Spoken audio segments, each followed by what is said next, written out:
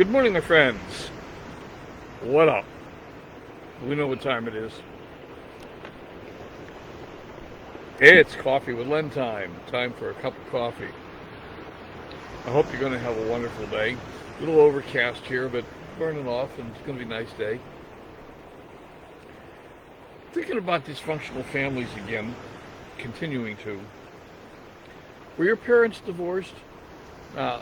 Talking about divorce today, you might think that I'm keying off the announcement yesterday of Bill and Melinda Gates getting divorced after 27 years. I'm not.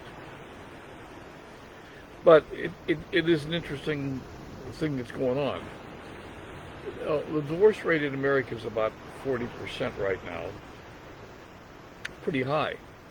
A lot of marriages end up in divorce. The average age is around 30 years old. So the first wave of divorces happened between the late 20s and late 30s, average age around 30. And then there's another wave around people older than 50 getting divorced. The empty nesters, I guess, the kids moved on. The interesting thing about it is divorce tends to be a bit generational. So my mother and father were divorced before I was born. I've told you that, but they were divorced. And of course, I grew up and I got married, I got divorced. My daughter grew up, she didn't get divorced. She just didn't get married. Maybe that's a way to solve the problem. Don't get divorced, stay single. I'm not sure that's the right solution, but nevertheless, it happens. But what's interesting is that we learn this behavior. So if our parents were divorced, the chances that we are going to get divorced is very good, because we don't have a model to work from. We haven't been taught how to have a self-sustaining, lifelong relationship with another human being, and it takes plain hard work to make a marriage last. So what do? We tend to think we know what we're going to do. We get married, we fall in love, we get married, we think we can't imagine how we'll ever break up, and a few years later we're broken up. So I think there's an awareness. And that is that if your parents were divorced and you're married, there's a good chance that you're heading for divorce, because you don't have a role model to work from. There's a good chance that some counseling could help out here, or something else to help work on building a long self-sustaining relationship.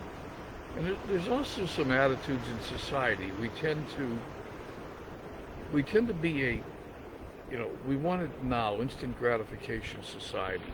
Flip the light switch, the light comes on. We don't have to wait for the light. And that in and of itself can lead to breakups in marriages, because in relationships in general, because we don't get instant gratification all the time. We're dealing with another human being. We're dealing with each other. And we have to take into account the needs, the wants, the desires of the other human being, the other person involved in the relationship. And the grass isn't always greener. There's a tendency to believe that we can simply just get divorced and go off and find another partner. But the reality is we repeat the same patterns of behavior. So how many times, once somebody's been divorced, do they get divorced again? My father was a good example, and as I've told you, he and my mother were divorced before I was born, and he remarried.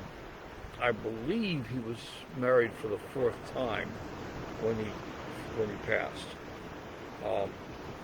So he kept repeating the same pattern of behavior. So these behavior patterns get ingrained in us, and we do it again and again and again. How many times have we seen a battered woman who has been in multiple relationships where she was battered? It wasn't just one relationship and she learned her lesson. She did it again And when I say learned her lesson, I don't mean, don't get me wrong, I'm not blaming her.